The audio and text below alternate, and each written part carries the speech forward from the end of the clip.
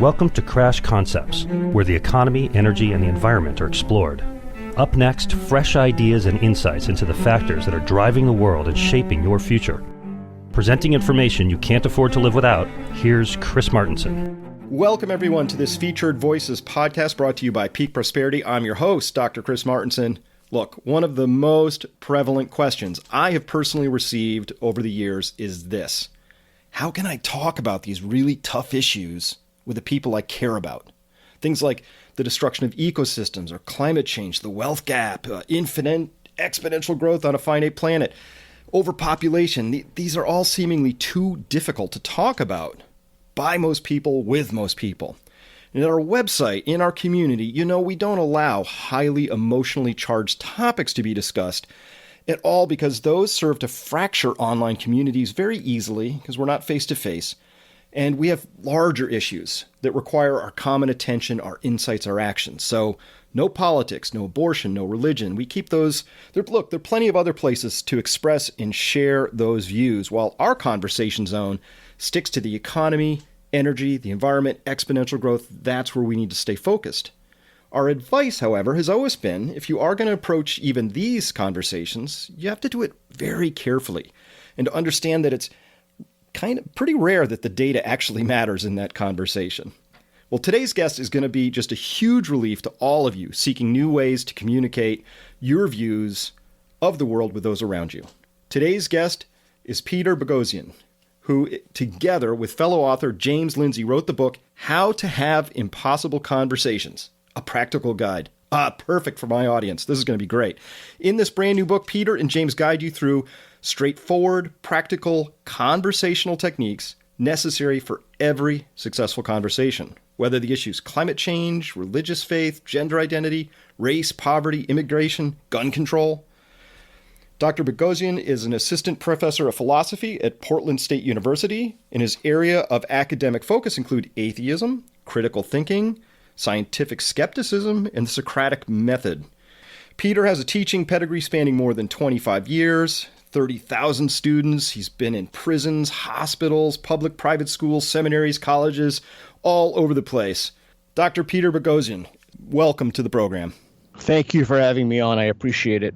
I have to say, I'm really quite excited for this interview, as the topic couldn't be more urgent. Right? The culture of reasonable conversation kind of seems to have taken a national turn for the worse of late. Peter, what is an impossible conversation, and why are we seemingly having fewer of them, or more of them than ever before, I should say? That's a great question. An impossible conversation is a conversation across a divide or a gulf when you don't think it's possible. So if people are entrenched, one person or both people are ideologues, nobody's listening, they're delivering messages. And so we wrote this book to break through those partisan divides and teach people how to communicate with each other against book. All right, well, let's start at the beginning with all this, and let's start with what doesn't work. So what is it that's not working right now to bring together the minds and hearts of all the various camps in America or the world? Yeah, I think here's a hard pill to swallow, but it is the truth. People do not formulate their beliefs on the basis of evidence. They think they formulate their beliefs on the basis of evidence, but they have a belief and then they look in their belief landscape and cherry pick pieces of information or pieces of data to support the belief they already have. One of the greatest insights in critical thinking and moral reasoning was by Michael Shermer from the Skeptic Society. And he's argued in The Believing Brain and Why People Believe Weird Things that smarter people are better at rationalizing bad ideas. So somebody has a bad idea, and if they're a smart person, they can give you good reasons to justify that idea. The key thing to understand is that people formulate their beliefs because of some moral impulse, a community to which they belong. They have a strong moral sense of why they ought to believe or why they should believe something. Well, this is absolutely right up the center of the plate for me and my audience, because this is something I learned through the School of Hard Knocks. I did this very poorly, what I do in the world, for a while, because I thought it was about the data. Look, I'm a scientist and I've got an MBA too, so numbers. I got trained in how to take numbers and convert those into actions. Yeah. And if I may interrupt you, the reason the mistake you make is extraordinarily prevalent among quote unquote people like you. And what I mean by people like you is you're somebody who values data and evidence. And the mistake that you make, if I may be blunt with you, is you say, well, geez, I value reason and evidence. And if I just the only reason that somebody believes something is because that they're missing a data point. Like if they only had a single data point or a single piece of information, they'd change their mind about something. But that's not why people formulate their beliefs. That's not how they come to formulate those beliefs. So the most difficult thing for me when I lecture or talk about this is, again, if I may be very blunt with you, it's speaking to people exactly like you. And what I mean by that is when you're in these conversations, it is very difficult to persuade people to not present evidence when they're having conversations with other people.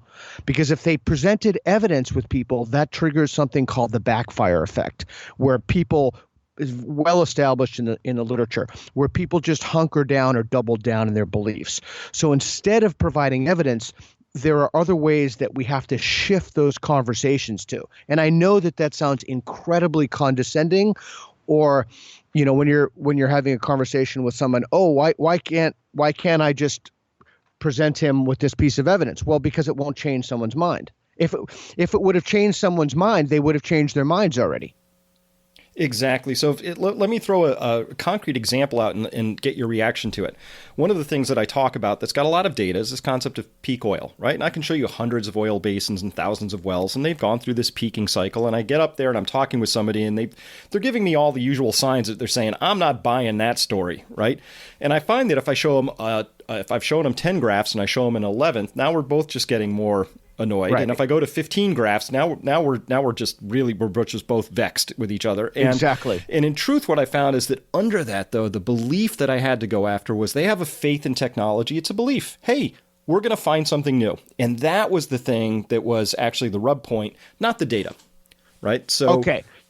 Yeah. So here's how to immediately break through that without showing anybody any evidence whatsoever. So what is your claim? Is your claim that there is peak oil or there is not peak oil? It doesn't really matter, but what is your claim? That there is. Okay, so that there's going to be, and your claim is we're at peak oil right now, and then it's all downhill from here, or what is your claim? No, that one is coming eventually. And it's not that far away. Here's the data, right? Okay, and your 10 audience, years or so. Yeah, okay, and your audience says no, this is not true, right? A lot of my audience believes in it, but I do talk to like large wealth conferences or, very public places where it's not my audience, it's an audience. Okay. Here's what my suggestion would be. My suggestion would be right from the front, you ask someone, it's called a defeasibility test. And in our book, How to Have Impossible Conversations, we call it disconfirmation. So here's the question you would ask. What evidence can I provide you that would what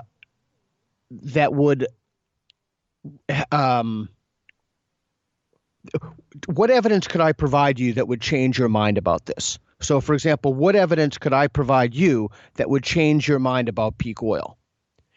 And rather than you presenting the evidence, you listen to them for what they say the evidence should be, and then see if you can provide that evidence. That is a massive shift in the way that we think about conversations. So what happens in these things is when you say to someone, well, what is your evidence for that belief? And they list their evidence for the belief, what they're really doing is listening to themselves and convincing themselves. So they're further entrenching themselves in a particular belief. But if you ask them instead, what evidence, I'm not saying that evidence exists, but what evidence could you be provided that would change your belief on that?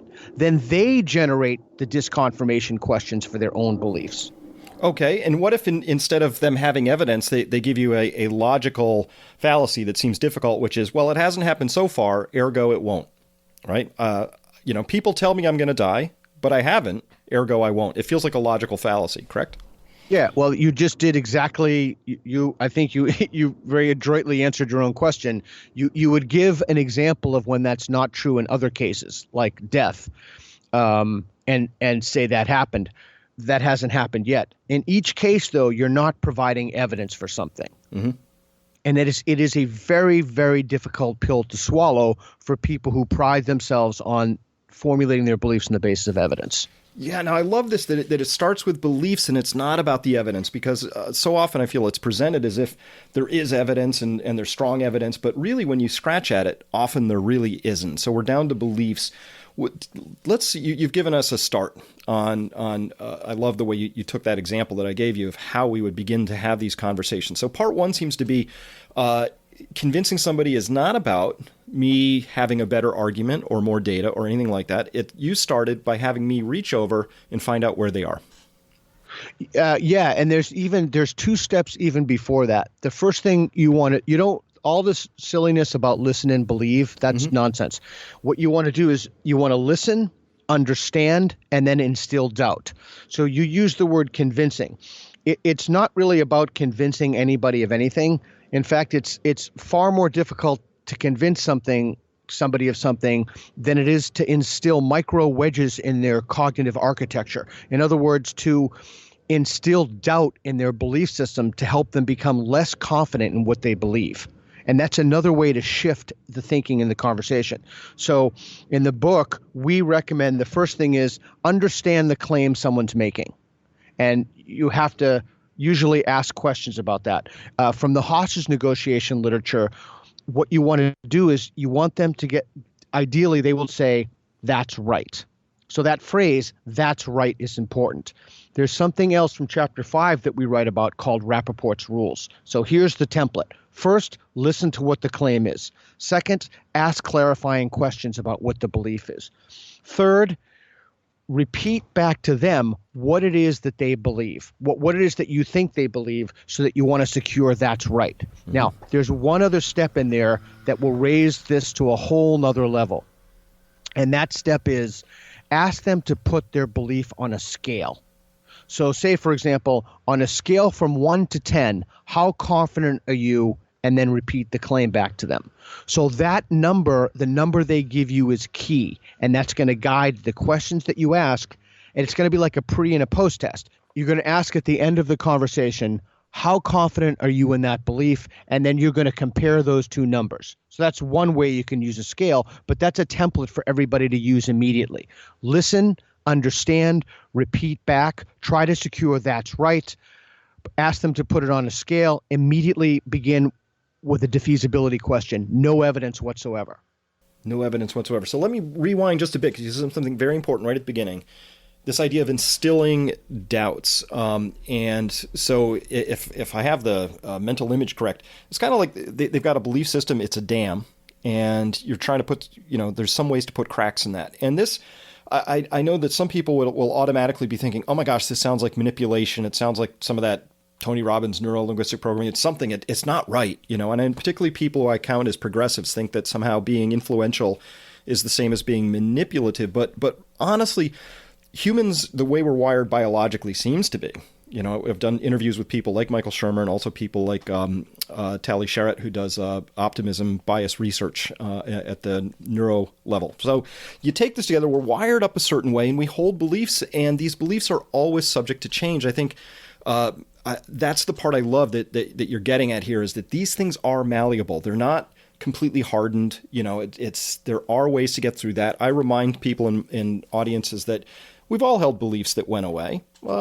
Tooth fairy, right? I believed in the tooth fairy for a while. The dollar bill showed up. I had data, right? So things change. How is it talk to us about that process of changing beliefs within ourselves or others, and how those doubts come into play? Okay, so a few things that we have to unpack that. So there's no evidence for neuro-linguistic programming. There's certainly no peer-reviewed literature citing its efficacy. There's been no double-blind placebo control groups, gold standard, or even a persuasive argument with a significant sample size, to my knowledge. So the second thing is helping somebody become more reflective and thoughtful about their belief life. There's nothing manipulative about that. That's Socrates' adage. The self-examined life is not worth living. The unreflective life is not worth living. So there is something incredibly meaningful about helping somebody become more thoughtful about what they believe and more humble about what they believe too. So I'm not buying for 1 second that the opposite, we have kind of an opposite of a crisis of confidence right now, where people are walking around with grossly overinflated confidence in their beliefs, and helping someone to reflect on that and calibrate their confidence according to reality. There's absolutely nothing. In fact, it's anti-manipulative. Yeah. Well, the older I get, the less I know for sure, personally. And I find that it seems like the public debate has gotten very hardened. And much of that is shaped by the fact that, in my business, I read. If somebody asks me, Chris, what do you do all day? I read, Right. because I'm a researcher. I'm an analyst. I'm just constantly trying to figure things out and present it back to people. So I read a lot. And unfortunately, a lot of that comes through social media.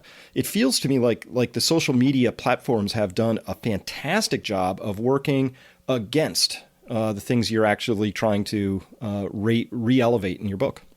I think that's correct. And that's one of the reasons one of the many reasons, the many variables for the divisiveness. And part of it is, so again, this is a very, very complex problem with people being entrenched in their beliefs. There's no political capital. In fact, there's anti-political capital if you want to cross aisles, or if you agree with somebody who's not in your tribe. Even having a conversation with somebody right now is seen as, oh, you're cavorting with the enemy. But that whole concept itself is a value that's leading us into a sinkhole, right? Unless we're able to have conversations with people about things, we're never going to solve our shared problems. It's just a fact. And we've lost something fundamental. And it's the art of conversation, right? It's really a skill, isn't it? It's a skill, and people, not only do they not see that modeled for themselves, it's certainly not being modeled in the universities. And if it is, it's being modeled in the worst possible way. We can talk about that later. I do want to go back to something you said in the intro, if that's okay. Yeah, please. About global climate change or peak oil or all of these things. I want to stress again that the way to reach people about these issues is through values and not evidence. You have to figure out what somebody values and why they value it. In fancy terms, that's called moral epistemology. Once you figure out someone's moral epistemology, it's like that's like the lock, and the templates that we use in the book are like keys to unlock that lock. And so epistemology is just a $2 word for how you know what you think you know, and morality is just a word meaning, what ought I to do. Moral epistemology, people don't really think very much about how they come to their moral beliefs. And so it's remarkably easy how brittle, it's remarkably interesting how brittle those moral epistemologies are. And with a few targeted questions, people can become more reflective about that. So, for example, when I see issues, I'm very interested in the crisis in plastic in the oceans right now and the great garbage patches. Are you familiar with that? Absolutely. So the way to reach people on that is not to give them evidence for how bad it is, because that doesn't tell them why they should care about it. The way to reach people like that is to see what they value in the first place and give them a reason for why the ocean should be cleaned up that comports with the values they already have, right? So the one thing people want more than to be right or wrong is to fit in. And many people have written about this, like Johan Hari in relation to the opioid epidemic. The idea of loneliness in community features very prominently in moral psychology, and giving people a reason and a community and a reason to fit in that is moral will do more to persuade somebody to clean the oceans than any pictures ever could, than any data ever could, than any data set ever could, any suite of variables that you present them. And the problem that we have in many of these conversations when we want to move people is the over-presentation of facts and the valuing of understanding why they believe what they believe in a moral sense. Does that make sense? It does. I had a chance to be acquainted with the work of George Lakoff, who wrote, Don't Think of an Elephant, right? And I was working with one of his people who he'd mentored and worked very closely with, and we were discussing at the time Obama was bringing forward the Affordable Health Care Act, and they were just shaking their heads because they said Obama had come forward like the COO, and he'd said, we have to control rising healthcare costs. That sounds good, but both sides drag out their machine guns and the thing gets, turns into what it did.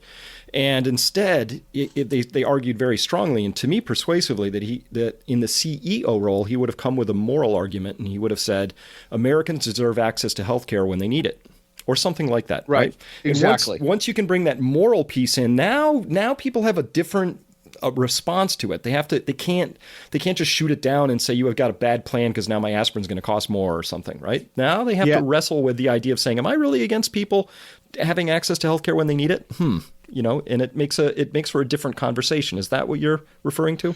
Yeah, and Lakoff is great because he talks a lot about morality and a lot about framing and how to frame an issue.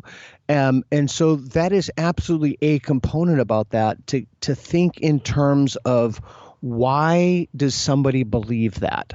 And too often in these conversations, we're focused on what someone believes and why they're wrong, or if they're in another moral tribe, as opposed to what is the moral reason that somebody holds that position. And if you can think in those terms, it makes it much easier to understand why those beliefs are held. It also makes it easier to understand how to dislodge those beliefs.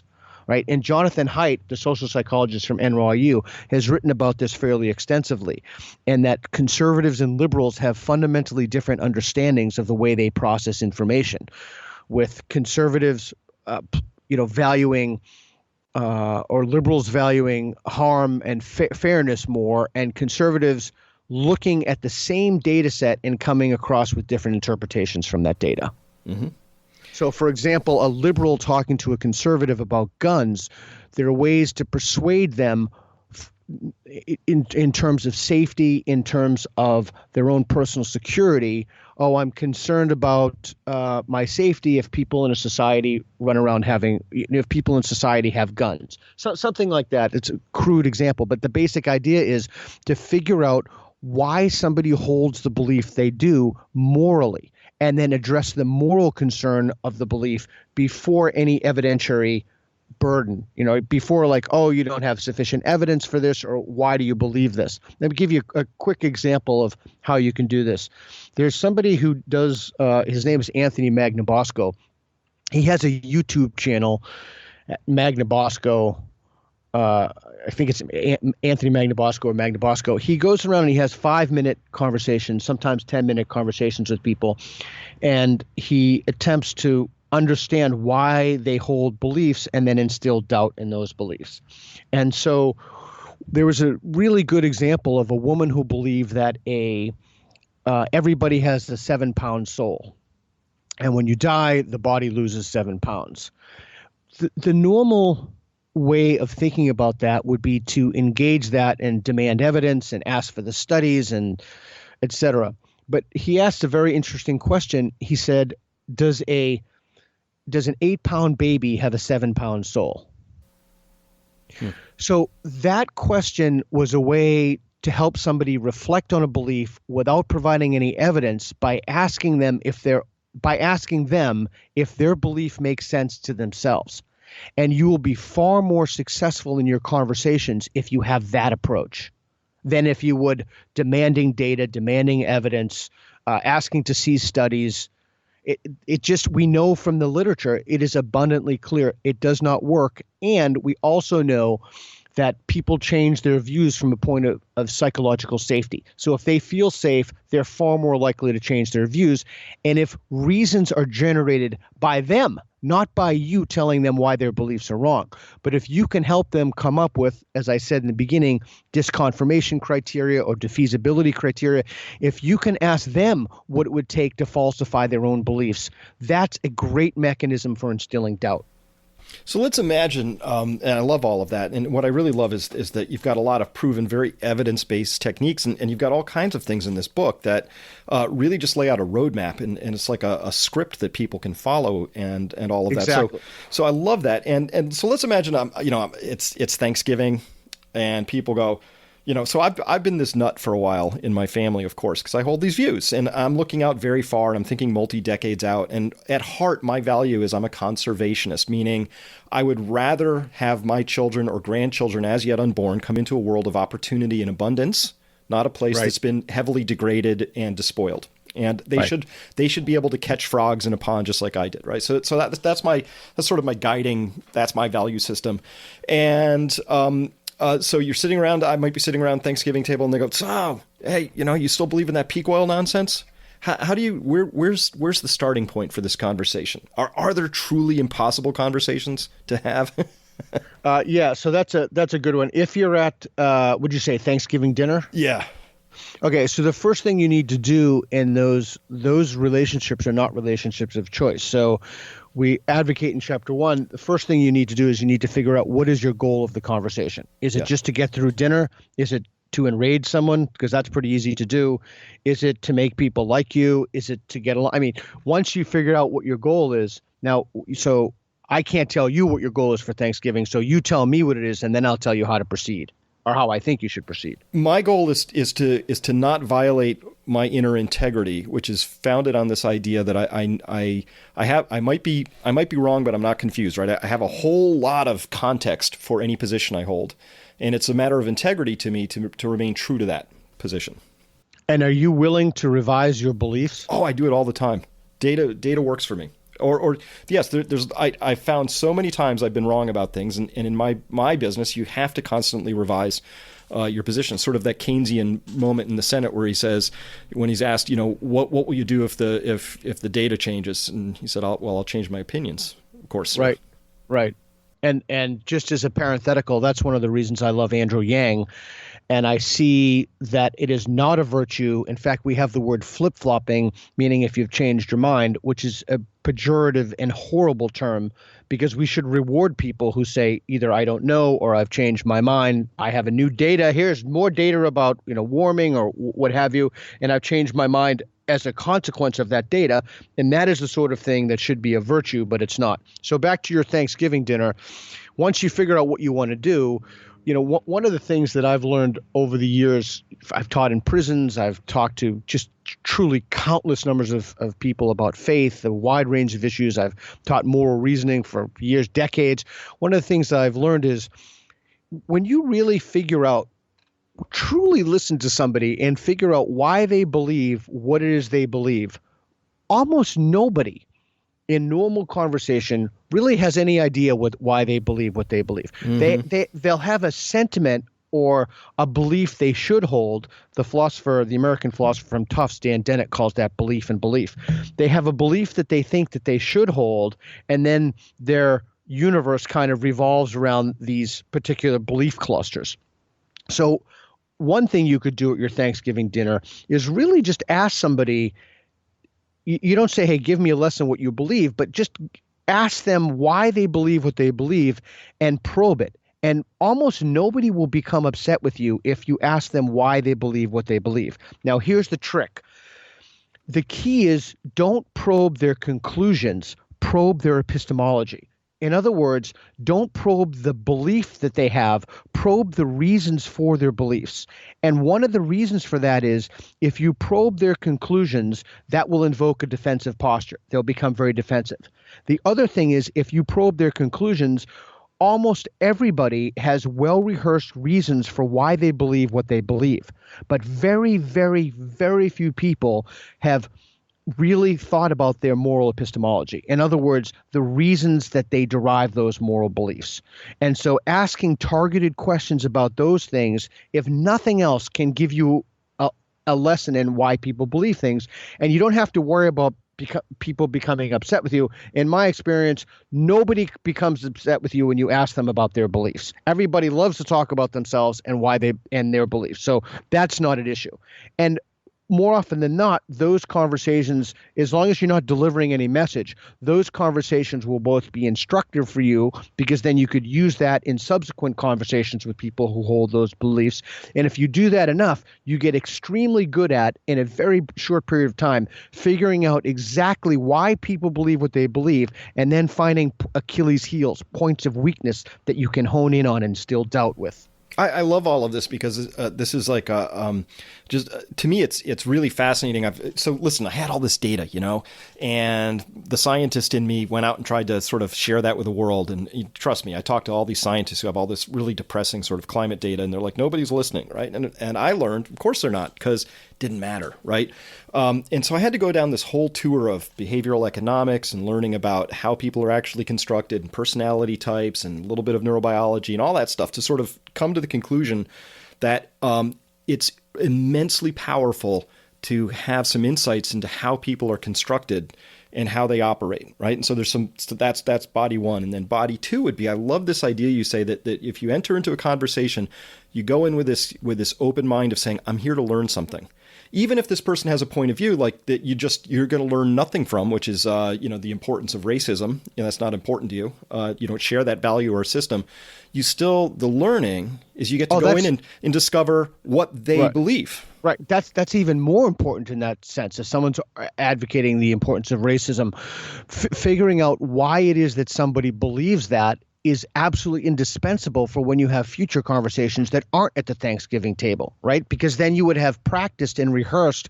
You would have heard it already. And one of the problems that we have now is people, particularly in college campuses, don't hear the other side of the argument. They're literally never presented to it because it's a microaggression, or they're triggered, or they'll go to the Office of Diversity, Equity, and Inclusion. And so the consequence of that is we're training a whole generation of people to just fall apart and to have no idea why they believe what they believe.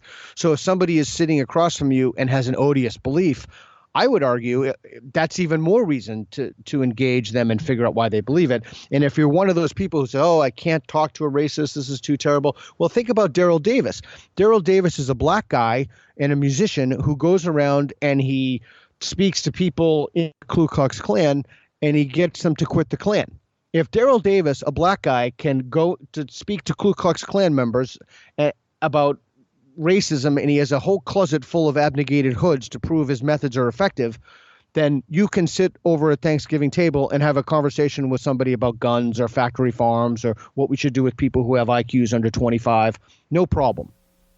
Fantastic. And in the beginning of the book, there's the 7 fundamentals of good conversation. You shared with us the importance of goals. Like just even knowing what my own goals are for a conversation is really important. And maybe trying to suss out, why are other people, what are their goals? See if you can get those out on the table, so to speak. But I love this number 6 where you talked about people have better intentions than you think. Talk about that with us for a minute, would you? Right.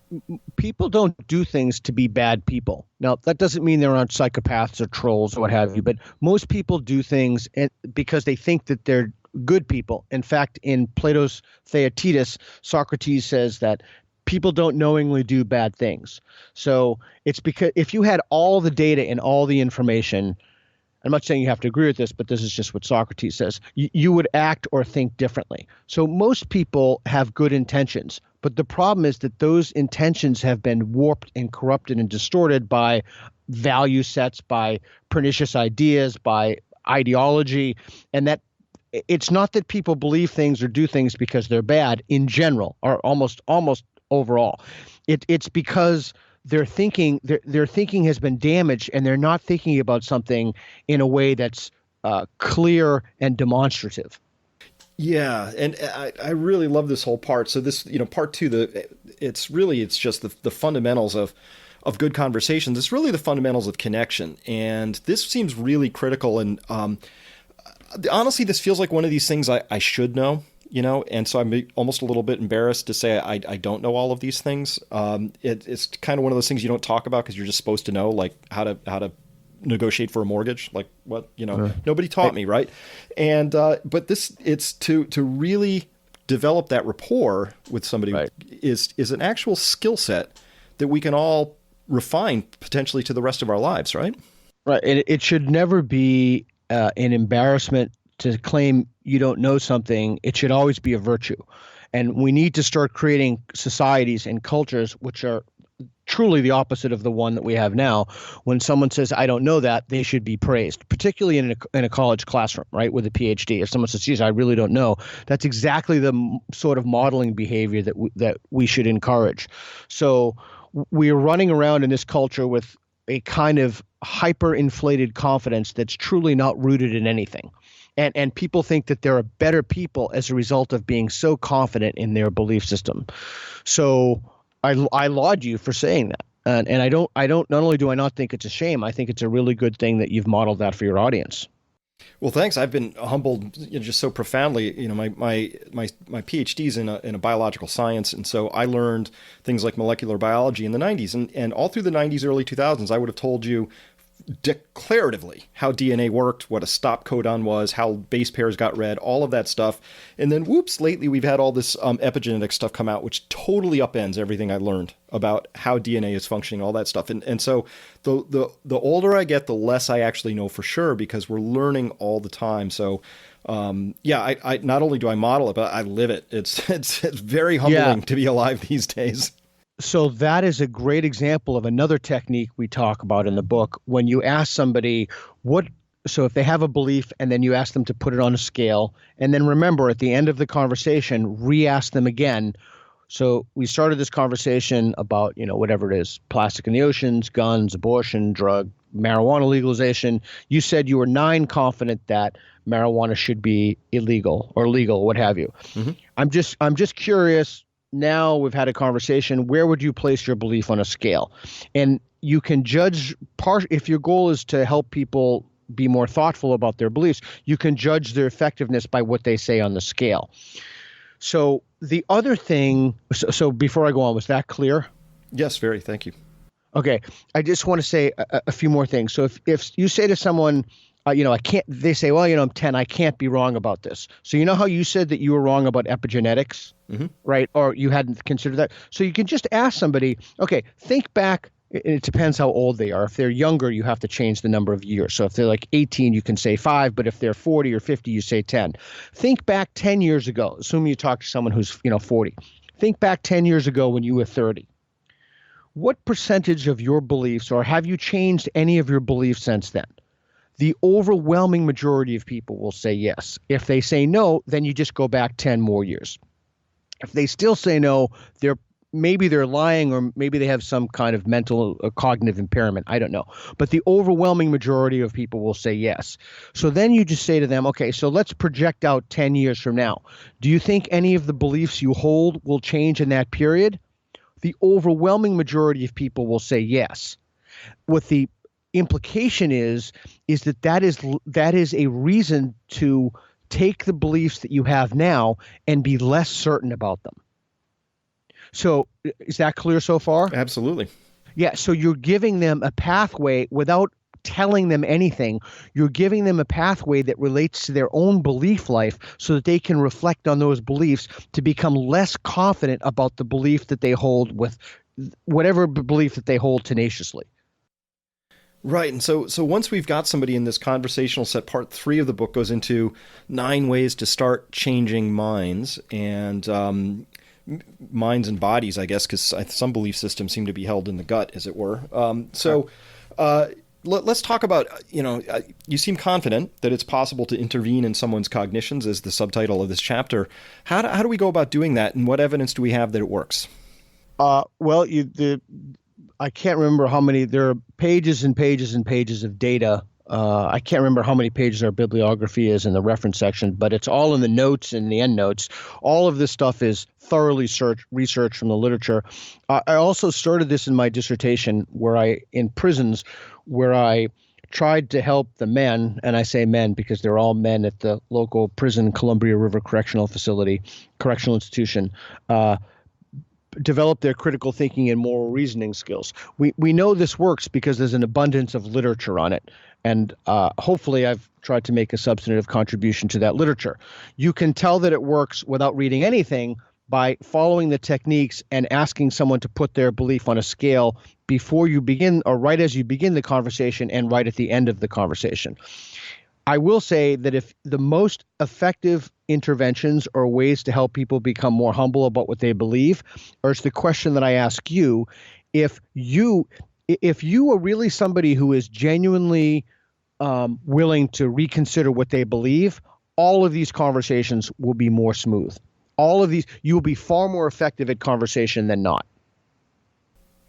Fantastic. Well, I really do love that that this goes into the data, the background. It's all there, but really it provides that step by step. You got templates in there really to follow through to say, Right. here's how you would go about this, and here's an order to do these things. So it provides a structure and a place to start, and some good framing, I think, for people to begin this. And it's so important because these are really, really impossible conversations to have right now. And my model for a long time has been that I'm not in the business of sharing data. I'm in the business of shaking people's belief systems to the core. Because when I say something like, hey, our economy and our approach to the ecological world are on unsustainable trajectories. Now that shakes everything up from who knows what my faith and authority, how I've been dreaming about my retirement, sort of, these very deeply held but maybe not deeply examined belief systems about how the future is going to unfold, what kind of a world I'm leaving behind. Very big stuff, right? Right. And so I know that I have to tread on that delicately. And one of my techniques for that has been to never bring my emotions in. And so just using Kubler-Ross's framework, if we said people will basically come out of a place of lack of awareness or denial about something, and they're getting exposed, they might go through an emotional trajectory more than an intellectual one. Ergo, if I approach that conversation with any detectable emotion, like I'm angry or I'm depressed or I'm in bargaining or whatever it is, that people will be very resistant to engaging with that at all. So part of this process is to make sure I've got my ducks in a row and I've processed through this stuff, and I'm having this conversation with a place where I'm able to be out of my own emotional territory and figuring out where the other person is has been a valuable skill for me. Yeah, and I will add to that. So let's say you've started with those, you followed the basic, there are, so many templates in the book, as you said, but let's say that you started with that basic template and that you listened and that you understood and that you repeated back, and then you immediately went to a disconfirmation question. And if they say to you, well, there is no evidence that would make me change their mind, or it depends on the topic and the conversation, but if you want to ask for evidence for something and you want to take a stance of you being willing to revise their belief, here's what it means to formulate a belief on the basis of evidence. If you formulate a belief on the basis of evidence, then by definition, there must be a piece of evidence that could come in that would change your mind. If there is no evidence that would come in to change your mind about your belief, that belief is not formed on the basis of evidence. Okay. Yes? Yep. Okay. All true. So if someone says, well, there is no evidence that would change my mind, the retort to that is, the response is, well, then that belief isn't formulated on the basis of evidence, right? Because to formulate a belief on the basis of evidence means there has to be some evidence that would come in that would help you change your mind. And then that's another segue to the conversation, because it could be that people think they're formulating the belief on the basis of evidence, but they're actually not. So you need to try to suss that out right at the beginning of the conversation. Yeah, I think when somebody gives me that conclusion that there's nothing that can change their mind, my next statement is, well, how do you think the Red Sox are going to do this year? Right.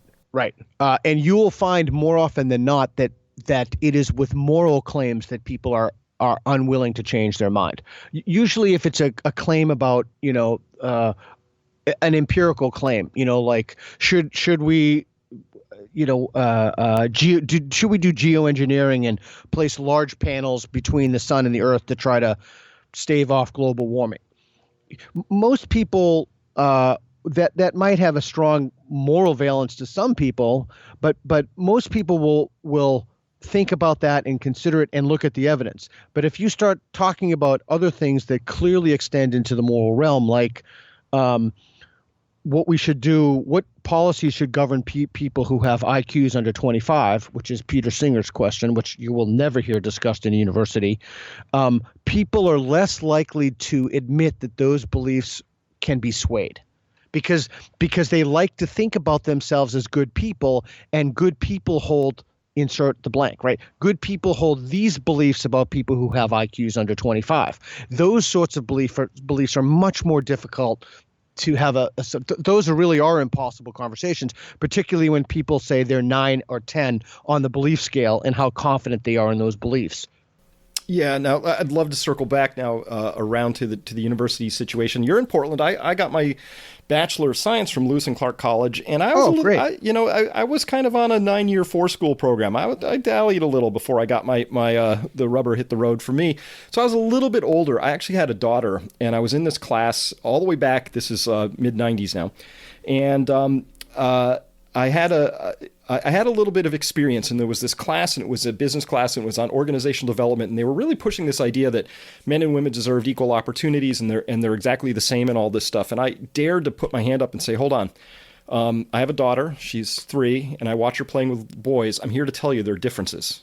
Just there are differences between men and women." And that was the first time in my life I'd been booed and hissed, and that was back then.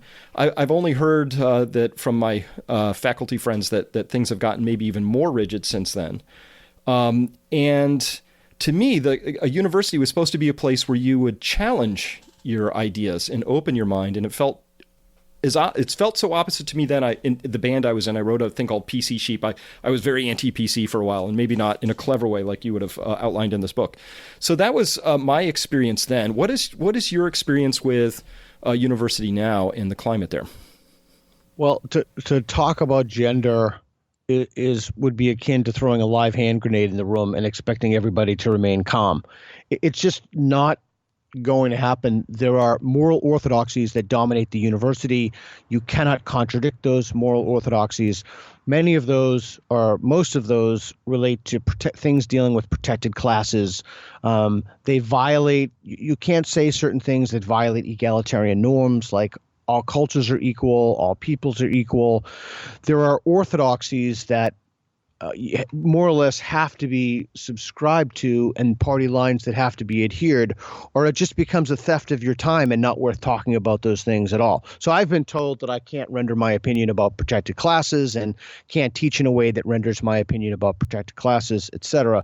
And the consequences of that is that we will not develop a moral architecture in which people can, or a moral infrastructure in which people can understand those beliefs, test them, and become resilient human beings. Instead, they'll fall apart at the mere mention. I just read something recently that Greg Lukianoff from FIRE tweeted about, that psychological health services and demand for services at the university has skyrocketed. And in The Coddling of the American Mind, Lukianoff and Haidt suggest that is precisely because of the culture we've created in universities around trigger warnings, safe spaces, and microaggressions, etc. You can challenge or question those, but in doing so, you challenge or question the reigning orthodoxy, and you are considered, as the new religion is, a sin. You're a sinner, you're a blasphemer, you've gone against political correctness, etc. And so it just becomes, at some point, many faculty, especially who teach ethics, just don't talk about these things anymore. Well, that must be not just frustrating, but sort of soul-destroying. Oh, it is. It's a compromise of my integrity every time I walk in. Yeah, for sure. Yeah. Yeah, I wouldn't do well because my integrity is like the most important thing I've got right now for me, and that's just how I'm a little rigid around that. So, well, the way that you get around that is that you're just honest with people. So when somebody asks you a question and they say, "Well, what about this? What about this on trans bathrooms? What about this?" You just tell them the truth. You say, "I'm not allowed to talk about that." And that way you don't have to truly compromise your integrity, but you also don't give them the experience they need. So the case of Lindsay Shepherd was very instrumental in this, in which she presented and specifically said she didn't agree with Jordan Peterson's argument about the trans issues. And even presenting that issue got her in a tremendous amount of trouble. But I think that the most insidious part of this whole thing is the way that the folks in the Office of Diversity, Equity, and Inclusion, or Diversity, Inclusion, Equity, the DIE office, depending on how you want to frame it.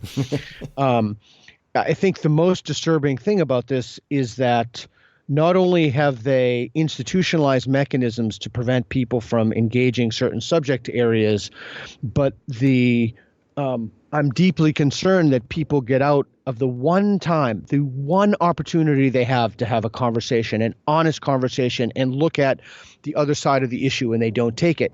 But the insidious thing is that it masquerades under the moniker of diversity. I don't know if you want to talk about that. It may be worth talking about. it deviates from the book, but we can talk about that if you want.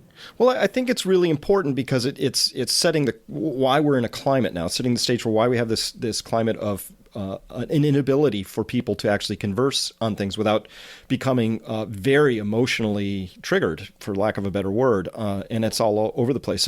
So that ability, knowing how we got here, is really important, so that we can figure out where we go next. And I truly believe it's absolutely vital that we have that ability to reach out and connect across, because you brought up the person who talks about the addiction work, and they had a line in that TED Talk that absolutely caught me, and I've wrestled with it and believed in it ever since, which is the opposite of addiction isn't sobriety, it's connection. Absolutely. And to have that connection, that means coming outside of yourself to another, but it also means being able to connect deeply in yourself. Well, if you get short-circuited, so you can't even find out why you hold beliefs or where they came from, you just have them, that you're fundamentally, I think, disconnected from self, and it prevents connection from other, except for people who resonate in perfect symphony with you, but that's not diversity, if that's where you're going. So I'll throw two things out to you. Aristotle says that the highest form of friendship is between two virtuous people, but you can't be virtuous by accident. You can only be virtuous because you've really led a self-examined life, looked at counterexamples and counter-arguments to the things you believe, are willing to revise your belief. There's a whole suite of virtues, epistemic virtues, moral virtues, that goes into living a good life and becoming a good person. And we're robbing people. We are systematically robbing people of that opportunity. One way that we're doing that is by inclusion, the word inclusion and inclusive spaces. Inclusion doesn't mean what you think it means. Inclusion means making a space or an area free so that people can feel that they can feel safe or they cannot be offended. But the problem is that it's not like someone says the N-word to somebody, and in those cases, of course, when you target someone on the basis of an immutable characteristic. But that umbrella has expanded, and now what we're talking about is people need to feel safe from ideas. And the moment you do that, you rob people of any possibility of being virtuous. Because you rob them of an inner dialectic, and you rob them of any opportunity to have an honest and sincere conversation. Not only will you not know what somebody really thinks and believes, you won't even know what you think and really believe. And the reason for that is John Stuart Mill's dictum: if you only know your side of the argument, you don't even know that. So to know something, again, from Plato's Theaetetus, is justified true belief. You have to have a reason, a good justification for believing it. And part of that justification comes through dialogue. It comes through discourse. It comes through hearing opposite opinions or opinions that run counter to your own. But we have created spaces and institutionalized spaces where that is not possible, where that opportunity is simply taken away from students. And then on top of it all, we're credentialing them with a degree. Yeah, and to the detriment of a life well lived, which is a life well examined. As I get older, I'm 56. My territory to conquer now is my inner space. I realize how little of that is actually modeled effectively, I think, in our culture. You can find subcultures that do that, but broadly speaking, it's not there. And that to me has been the richest territory for me to explore, is to figure out why I tick, what I actually believe, what I hold, what's true, what's not. And it's hard work. It's not easy all the time, but to me, it's the most valuable work I can possibly engage in right now. And it leads me to a place where one of all the forms of capital that we promote in my business, emotional capital, I think is wildly important. Probably the Absolutely. Most important. Yep. Absolutely. And I think that's why people are flocking to podcasts like Joe Rogan's, because it does have an authenticity about it, and because they can have difficult conversations, and because they can be challenged. If it depends what you want out of a university life. If you want to go to a place that values what you already believe and that you never really challenge anything, well, then the universities are great places to go. But if you want to go to have a difficult conversation, to be challenged, I don't mean like challenge in terms of math. I teach ethics, moral reasoning, and I teach philosophy. If you want to truly, truly be challenged, I honestly and sincerely don't see that happen in most universities, in most spaces, with most professors. I see that happening outside the university, and eventually that's going to create a legitimation crisis with the universities. It already has in terms of people who self-identify as conservatives, because they feel that their ideas aren't allowed into the conversation. And I'm not a conservative, but I actually have to agree with them. Well, it's been fascinating to me to watch this idea, my own from the outside in sort of judgment around this idea of diversity inclusion actually looks like the opposite of what it claims to be. It's saying you can be as diverse as you want to be as long as you hold these positions, and that's it. Right. That I don't care what color somebody's skin is or how tall or short they are or their gender. I don't care about any of that. I actually care about what they're holding between their ears and what their thoughts are, because that's what makes us different. Right. So when you hear the word diversity, as I've repeatedly stated, diversity doesn't mean what you think it means. It means ideological homogeneity. It means diversity in the most superficial of ways that the vast majority of Americans, particularly, couldn't possibly care less about. Diversity of skin color, diversity of sexual orientation, diversity of ability, status, etc. It means ideological homogeneity. And if someone who's, for example, happens to have black skin runs against that narrative, they're called pejorative terms like a coconut, which my friend Faisal Al-Mutar has called, and other people in this space as well, brown on the outside, white on the inside. So you have to have a very specific narrative that you put forward, or you're an Uncle Tom, or you're a race traitor, et cetera. So diversity doesn't mean what people think it means.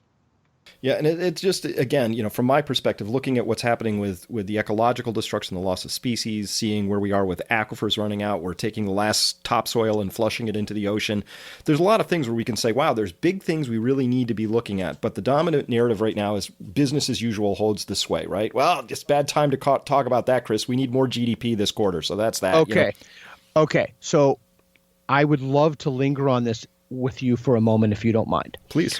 So the fourth largest city in India has now run out of water. Chennai. We're having very good. We're having water crises around the world. This has plagued the Israeli-Palestinian talks for a while. So we have a failure to morally triage issues.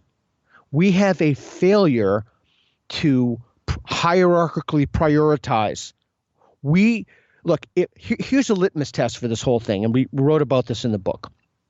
Let's say I give you a wand, and you can wave this wand and solve any one problem in perpetuity. However, you can only solve one of these problems. You can make racism go away, or you can make all of our environmental problems go away. Anthropogenic global climate change, for example. Which do you solve? Ding, the environmental issues. Right. I mean, it's an absolute no-brainer. But the fact that I have now asked that question to hundreds and hundreds of people, and many people say racism, or they ponder, they don't know, it's too difficult of a question. There's a failure to morally triage. We are obsessed with race. We're obsessed with gender. We're obsessed with the things we shouldn't be obsessed with. Meanwhile, we have water crises. We have plastic. We have almost anything else we should be prioritizing, particularly as it deals with environmental issues. And the question is, getting back to what we spoke about earlier, this is not simply a matter of presenting people with facts. Oh, this city is running out of water, or this is exacerbating making the peace negotiations difficult. No, people don't possibly care about that. It's that they have morally prioritized the wrong things. And the consequence of that, it is literally killing us. It is killing us. Mm-hmm. And where we should be talking about this, what we should value is in the universities, and we're not. What are we told? We're given superficial platitudes. Can I swear on your show? Absolutely. We're given superficial platitudes. Oh, recycle this. Well, fuck recycling. Recycling is not going to get us out of this mess. And anybody who tells us that because they want to spare our sensitivities is doing a grotesque injustice to future generations. We have to have honest, sincere conversations with people about cutting their consumption, about reproductive rights, and family planning issues. We have to have honest conversations about cutting back and sacrifice and what this entails. And many people think it's too late. It used to be adaptation versus mitigation. It's too late to mitigate these things. We're past crucial crucial milestones now, and we need to talk about adaptation. Do we hear about this in the university? No. What do we hear about? Recycling.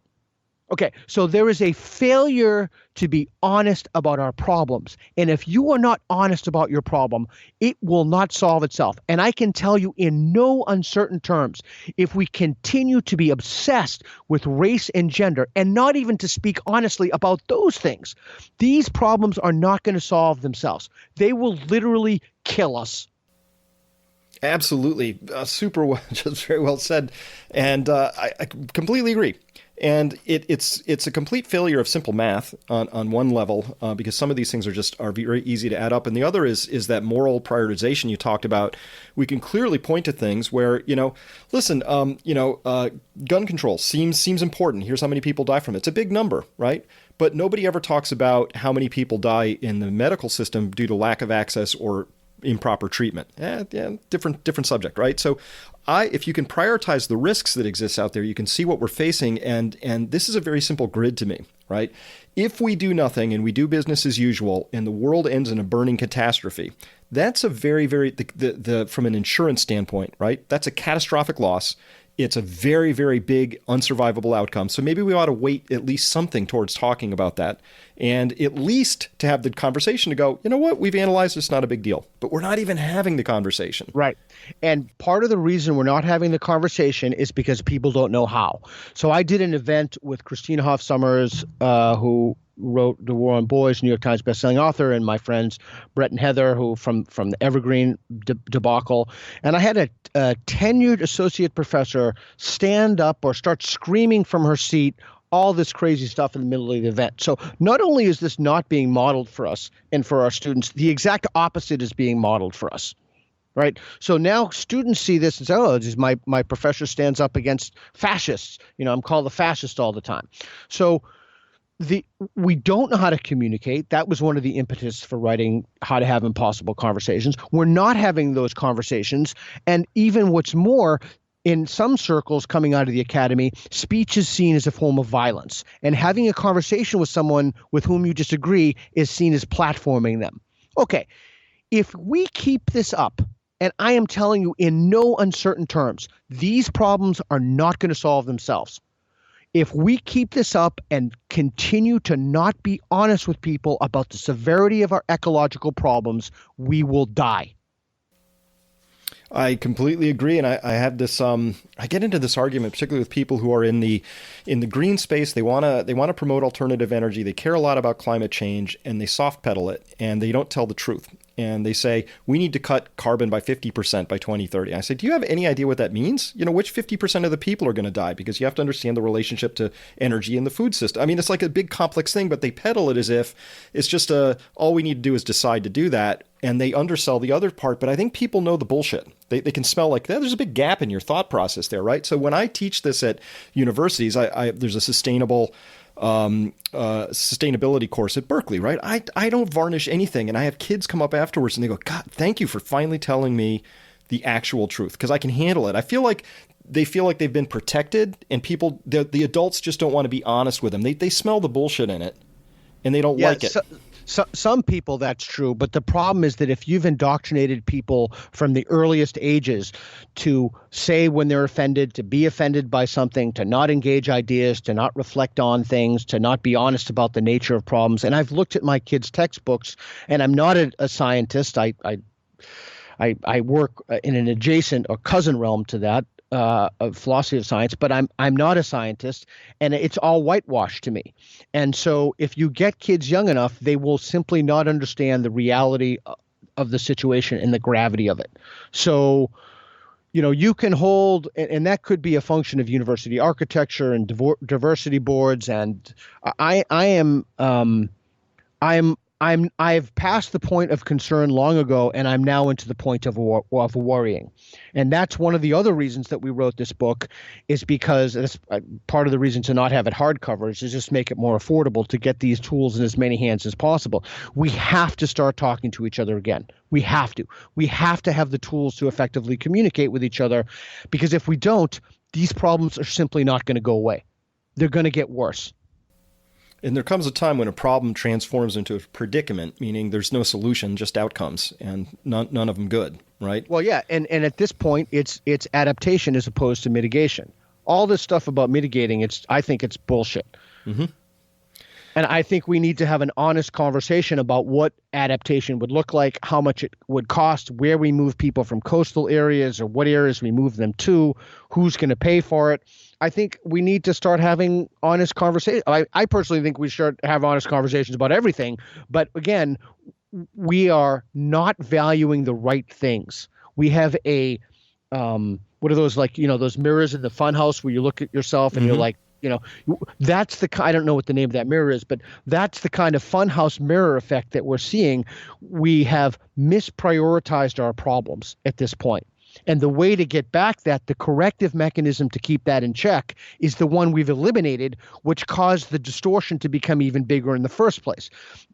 It's a dialectic, it's reason, it's evidence, it's science. That's how we get back to these things. Absolutely. And when you take that mechanism away from somebody, that's the other reason why facts don't matter. We have to help people to trust and value what the scientific evidence is, and then create conditions outside themselves to enable them to live better lives. But the only reason they can do that is if they're taught that from the earliest ages. Okay, this guy, that's Jefferson's dictum. Okay, never let a disagreement come between friends. When you're dying on your deathbed, what difference does it make if someone voted for, right? I mean, we need to regain or reclaim some of our fundamental humanity. And what's happening are the elements of our humanity. And we have academic departments pumping out nonsense like intersectionality that's making us more divisive and more divided as a society. And again, pulling the rug under the idea that we should speak honestly about our problems because some people are going to be offended by them. Oh, absolutely. Well, that's Stephen Fry's idea. You're offended. Well, so fucking what? Mm-hmm. You think you're offended now? You wait until the ice caps melt. You think you're offended now? You wait. You just wait to see what's going to happen. So you're either going to deal with this problem now, and you're going to deal with it honestly, or you're going to ignore it and hope it goes away. And good luck with that. Yeah, absolutely. If I was going to create a safe space for anything, it would be critical thinking. And critical thinking can't really be taught per se, I don't think, because it's a skill. So I could show you how to suture something up, but you're going to practice that as a doctor and get better at it till you can do a grape from 20 paces or something. And so critical thinking is a really important skill to have, but it's impossible to develop it if it gets emotionally bludgeoned every time it pokes its head up, right? So nobody learns to do that suture, right? And that critical thinking is absolutely what we need so that you can at least come up with that prioritized list. And oh, by the way, when the shit hits the fan, you'd better know how to work down a priority list, right? Right. And exactly. If we don't have that skill set anymore because it's atrophied, that's the reason that I care so passionately about what's going on in the university spaces, because it looks like it's going in the wrong intellectual direction for the kinds of skill sets that we need most. And I can make that argument fairly convincingly using a lot of data if need be. So we have been talking with Peter Boghossian. Peter, thank you so much for your time. You know what? I could give 1,000 accolades for this book, but what I want to do is I want to close with a blurb from Richard Dawkins, who I admire a lot. For people who know, he wrote The Selfish Gene. I love that book. The God Delusion. Richard said of this book, he said, quote, "This is a self-help book on how to argue effectively, conciliate, and gently persuade. The authors admit to getting it wrong in their own past conversations. One by one, I recognize the same mistakes in me. The world would be a better place if everyone read this book." End quote. Peter, thank you so much for your time today, and thank you for writing this book. Thank you very much. I appreciate it. How to Have Impossible Conversations is available on Amazon, and you can find me on Twitter at Peter Boghossian, Boghossian. And we'll have a direct link to that book right below this podcast. Thank you, everyone, for listening.